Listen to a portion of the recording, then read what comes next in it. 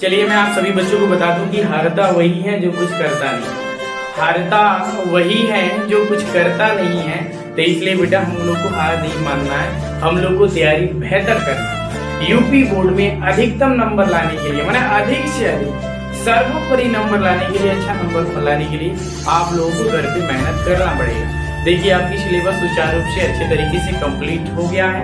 अब अगर कहीं कोई दिक्कत है तो बेटा आप रेगुलर पढ़कर आइए। कहीं कोई डाउट है तो आप आके अपने डाउट को क्लियर कीजिए। मैं आप सबसे कहूंगा कि एक टाइम टेबल बनाइए, एक समय सारणी बना लीजिए और समय सारणी के हिसाब से आप रेगुलर पढ़ाई कीजिए। समझ रहे हैं? और जो टॉपिक आपको नहीं समझ में आया है, जिन टॉपिकों में आपको समस्या है, जो टॉपिक आपको लगता है कि सर ये बहुत भारी है, जिन बच्चों के जैसे कुछ बच्चे ऐसे कहते हैं कि सर एक बार में नहीं समझ में आया, उन बच्चों को खास कर कहूंगा जो कमजोर प्रवृत्ति के छात्र हैं, जो अपने आप को मानते हैं। मैं किसी छात्र को कमजोर नहीं मानता हूँ, कोई छात्र कमजोर नहीं है, निर्भर करता है उसके दिमाग पर। मैंने हम लोग जो भी बताते हैं, जब भी टीचर बंधु पढ़ाते हैं तो निर्भर करता है उस बच्चे की सोच पर कि वो बच्चा क्या सोच रहा है। बेटा बच्चे जो भी आप लोग यहाँ पर जितने भी बच्चे बैठे हैं वो सब मेरे लिए एक समान है, सबके सब एक समान है। अब होता क्या है, गलतियां कहाँ से करते हैं, जब भी कोई टॉपिक आपको पढ़ाई जाती है तो क्या करते हैं, कुछ बच्चे अपने ध्यान को एकदम केंद्रित करके उस टॉपिक को देखते हैं और कुछ बच्चे जो होते हैं ध्यान को केंद्रित नहीं कर पाते हैं।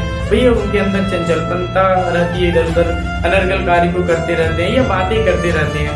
अब बाद में वही बच्चे कंप्लेन करते हैं, वही बच्चों की कंप्लेन आती है कि सर समझ में नहीं आया। चलिए कोई बात नहीं है, उन बच्चों को भी मैं कंप्लेन नहीं कर रहा हूँ। मैं कहूंगा कि कोई बात नहीं बेटा, उन बच्चों को जिनको समस्याएं हो रही है वह बच्चे बेटा अब आप भी पढ़ना शुरू कर दीजिए। तेज जो छात्र उनको तो तैयार है, लेकिन तेज जो है वो भी पढ़ेंगे, भैया जो कमजोर हैं वो भी पढ़ेंगे, सब बच्चे पढ़ेंगे। और आप लोग को अच्छा नंबर लाना है एग्जाम में, तो अच्छा नंबर लाने के लिए क्या करना पड़ेगा, आपको मेहनत करना पड़ेगा। बिना मेहनत का कुछ मिलने वाला नहीं है। टाइम टेबल देखे हैं आप सब, टाइम टेबल में 22 फरवरी से आपकी एग्जाम है, तो लग जाइए तैयारी में। कहीं कोई दिक्कत है बेटा, हमारी फुल सपोर्ट है।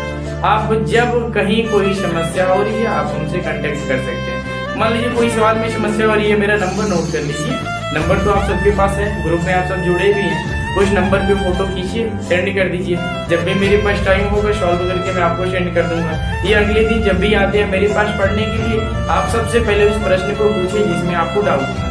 सबसे पहले अपने डाउट को क्लियर करें उस प्रश्न को पूछकर जिसमें आपको समस्याएं हो रही है। समझ रहे हैं? तो हार नहीं मानना है। इस बार सबसे ज्यादा नंबर आप सबको लाना है, सर्वोपरि पिछले बार के बैच से भी अच्छा नंबर आप सबको लाना है। ठीक है, चलिए अब बताइए क्या पढ़ाया जाए, बोलिए, एक एक करके बोलिए बच्चे।